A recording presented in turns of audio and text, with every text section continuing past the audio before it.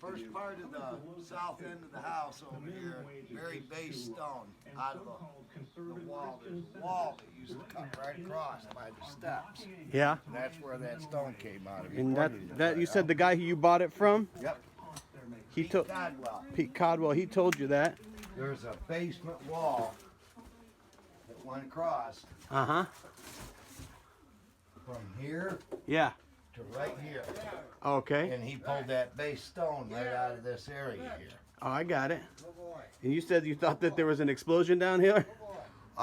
They had a still right there. They had a still right here. Right there. And it blew up or something. He had it all tied in to the chimney. Used to be there's a fireplace right up above here Oh, yeah. in the living room, and he had it tied in right here. And then kaboom. And then it blew this wall, and that's why you had to fix it. Yeah. Well, he did. He did, right. Yeah. So some of this is... did. Oh, yeah, you can see it looks kind of cobbled together here. This. Yeah, it was. Stone He a little patched it in. Yeah, yeah. You know, he says it was a quick fix. Is this that big one right here? Yes. That's That's the oldest stone in the whole basement, he said. And you said your dad bought it from him, and he got 14 acres down that way, which probably would have been part of the original stuff. Yeah. All the acreage is still here, Yeah, with the exception of what Dad let my sister have. right. I made a mistake and said sold to her. Gave to her. That's, it turns out this is the house that Peter Smith built. See it here.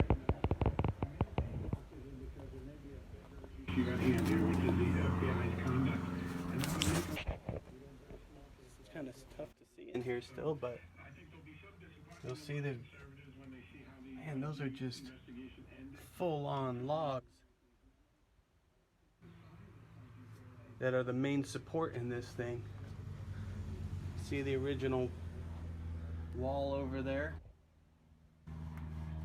Just stacked up on top of each other. Main beams. Check this out. I mean, I don't know if you can see this, but this is just a rough-hewn log. Still has the bark on it and everything, which is nuts.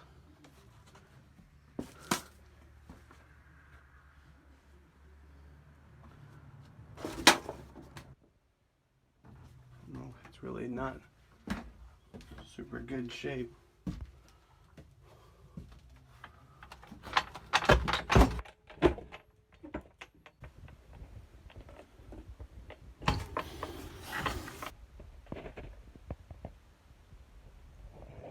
Come in here because the house caught fire not too long ago, and so structurally it's kind of suffering. Go out and take a look around the outside though.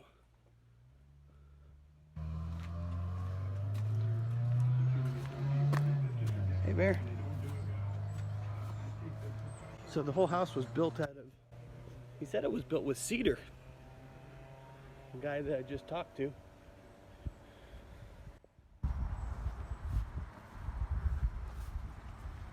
Can kind of guess the time life on this thing. How much longer we got left before they tear it down.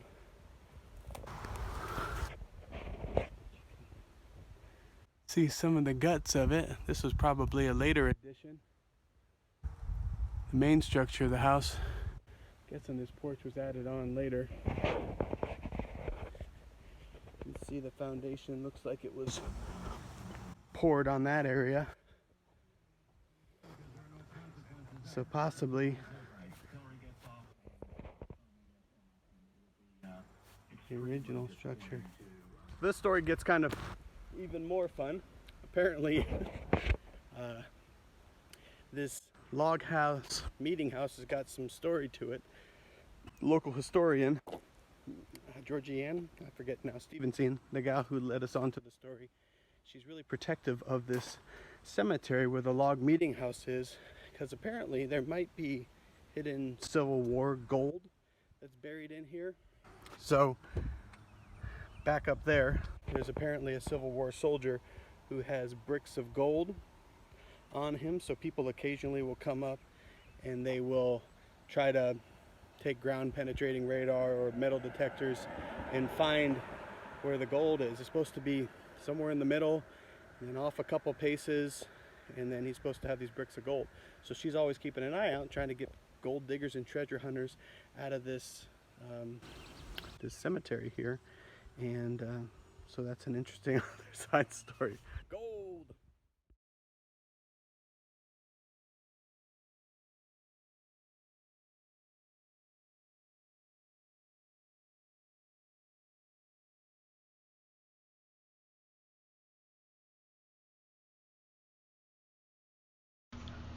So first of all, the house at the bottom of the hill, at the corner of Podunk and what is it? Right here at the very bottom where Ken lives. Podunk, and this is this is Perry City Road. So at the corner there's a house that caught fire. Yes. And was that the house that Peter Smith had left in his will to his daughter? That house was on the same side as the cemetery, as I recall. That house is no longer existing. There was a big house there, and that's where Peter Smith lived, as I recall.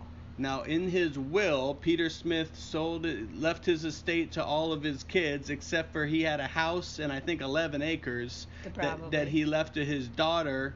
And and that's the house that you're talking was on the same side of the street that the cemetery is on. Now the cemetery, you said, is where they had the log cabin meeting house. And what was the story behind that log cabin meeting house? It was like a little church, as I recall. Okay. And then the cemetery kind of, they had to have a place maybe for services or something or other. So the log meeting house I think that was right there. Of course, that was long gone before but I do remember this other house that Peter Smith had inherited from his father, I believe. Yeah. I think Christopher owned it originally. So the house may have been on land that was given to Peter from Christopher. Probably, yeah. So when I read your daughter's kind of write-up on this, it said that Peter, his brother Elias, had a farm at the top of the hill on Pine Ridge Road, where the Pine Ridge Farm, I think, is right now. Yes, that is a sad story for me. Okay, what happened? That was a blooming business, and I'm sorry. My grandparent,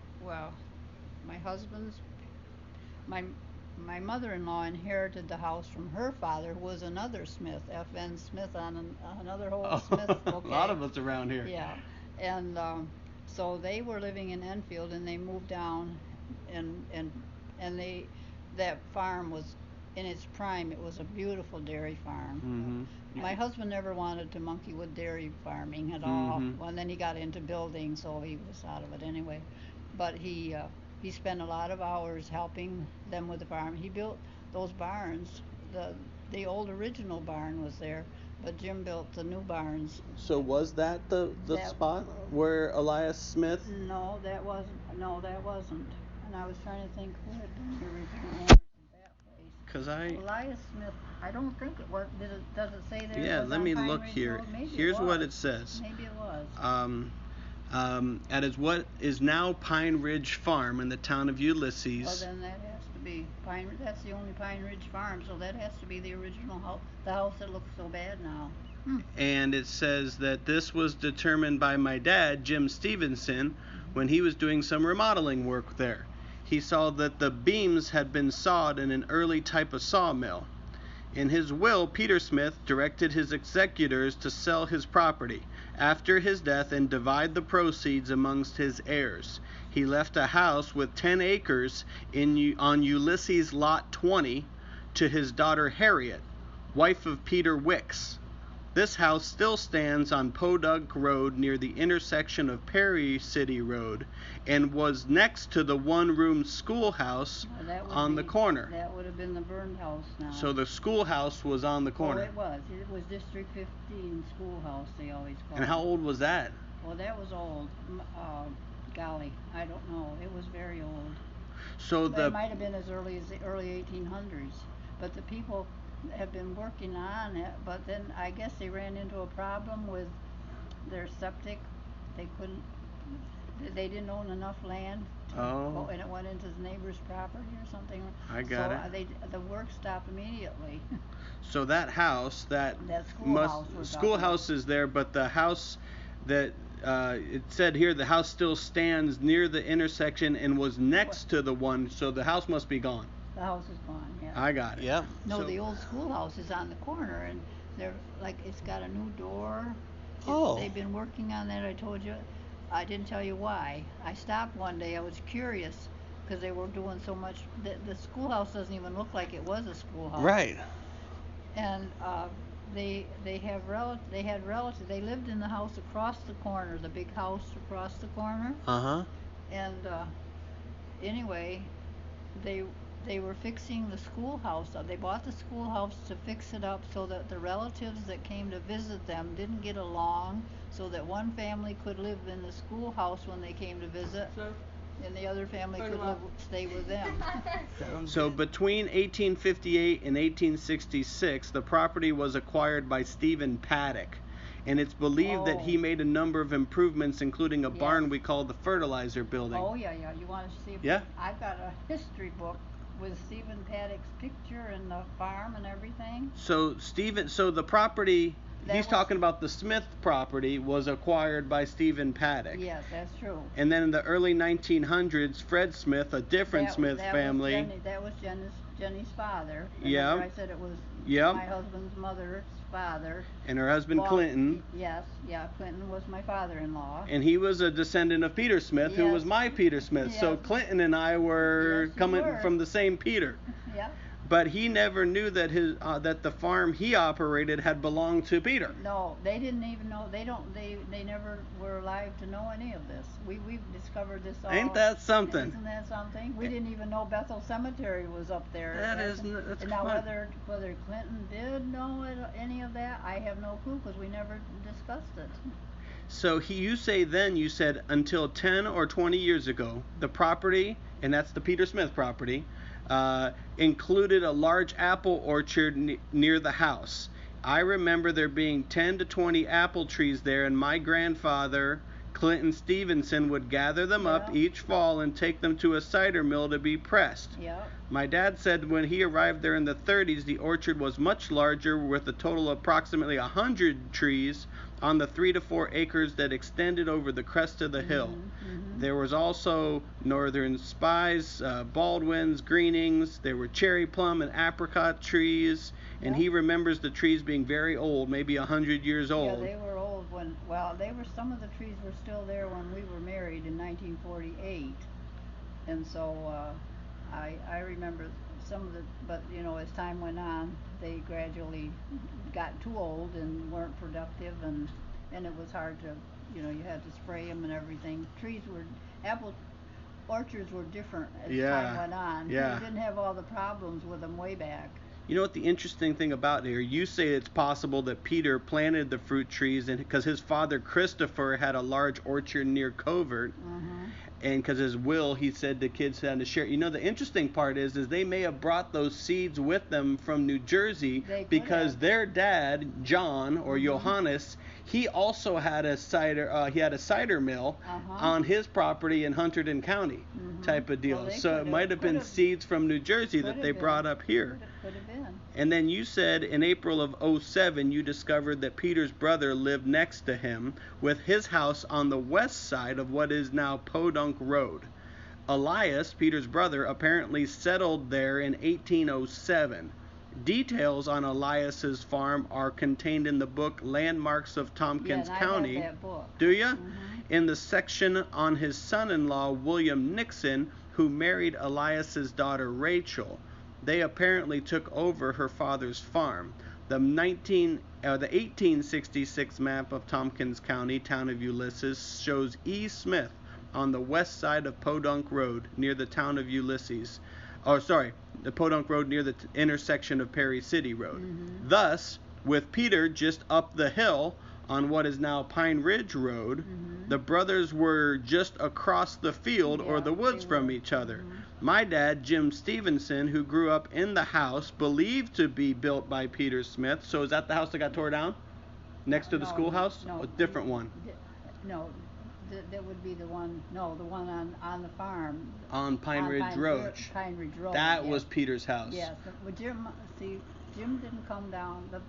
They came down in 1935, and Jenny claimed, her father left her that. He did very well. Her father, F.N. Smith, Okay. left each one of his 5 children 2 farms. Wow. And she got that Pine Ridge farm and another one down the line. Okay. And Jim, they were living up in Enfield, as I said, and Jim didn't really want to move down here to go to new school and everything, and he was only 10 years old. But he finally did when he was 10 years old. He moved down to Pine Ridge Farm. Up to that point, Jim was up in Enfield. His Okay. parents came sooner, and he was born in 27, so he was about 8 years old when he came down finally. So we believe then, or you believe, that the Peter Smith house Yes. and land was where the Pine Ridge dairy farm is currently. Right. It isn't a dairy farm anymore. There's a map here. Let's see if this got that sign put up. Oh, I was wondering who did Yeah. that. Oh, yeah. So your daughter did that. She paid for that sign. Yes. Oh, that's neat. Yes. She did a great job. And did she unearth it and kind of clean them all up and take the pictures and things? No. We 3 times the Backbone Ridge History Group, which is a local Subgroup from of Hector people. Okay. Of course, Hector's where that is located in the town of Hector. I'm learning all this stuff today Yes. as I go. Right. And so it just happened. My gosh, we couldn't believe it. We found Clarissa's stone. Yeah, And Christopher Stone. Christopher Stone, and see, these were direct relatives of my husband's. Yeah. On his mother's, no, on the Stevenson side. See, he's got Okay. Smiths on both sides. Does he now? Yeah. So, Well,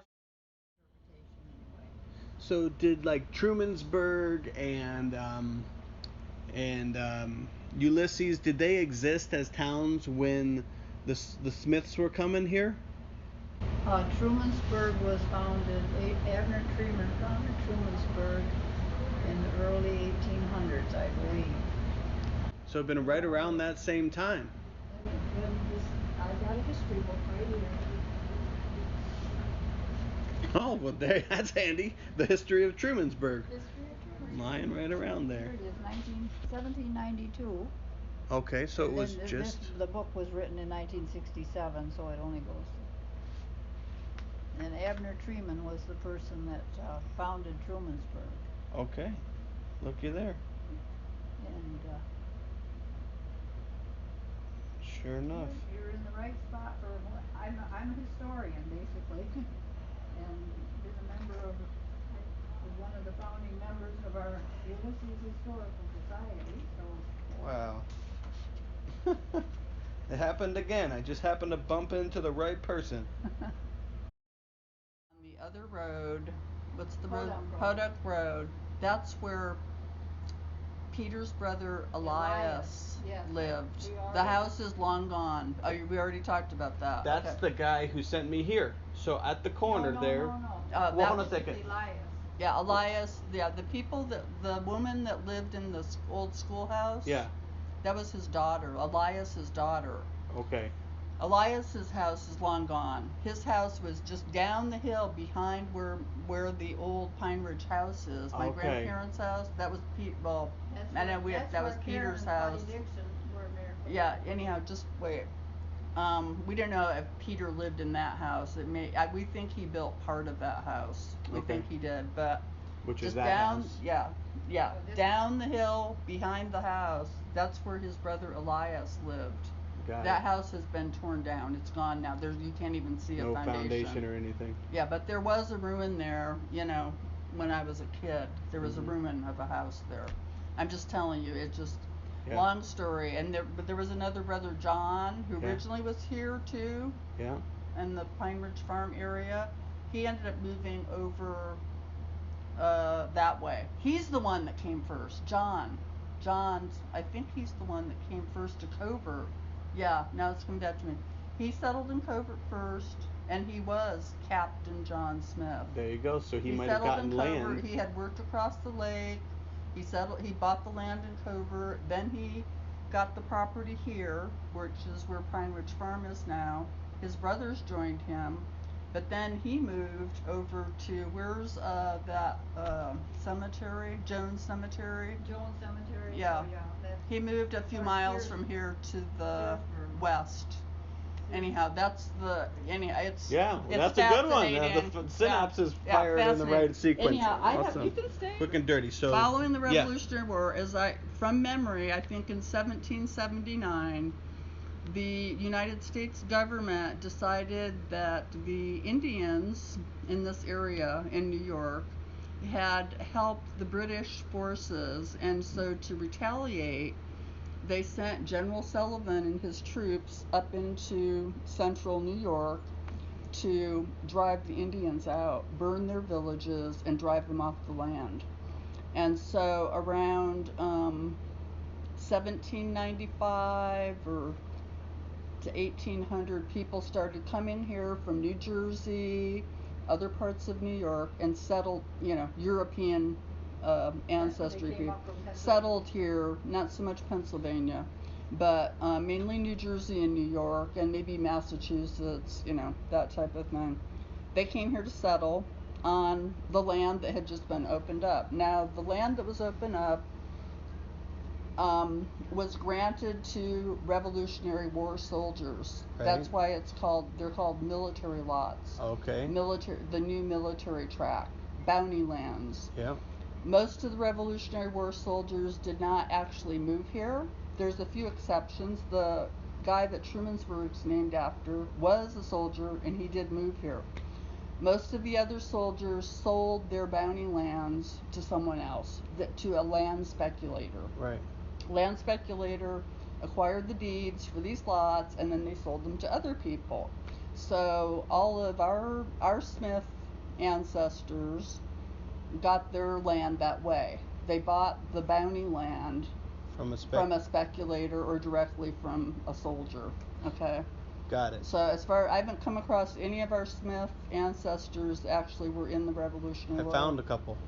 In the Revolutionary War? Okay. Yeah. Well, maybe I'm wrong. One of John, which is interesting because one of John Smith, they were Dunkards, German Baptist brethren, who were pacifists. So, okay. I'm talking about our direct ancestors. Well, Johannes was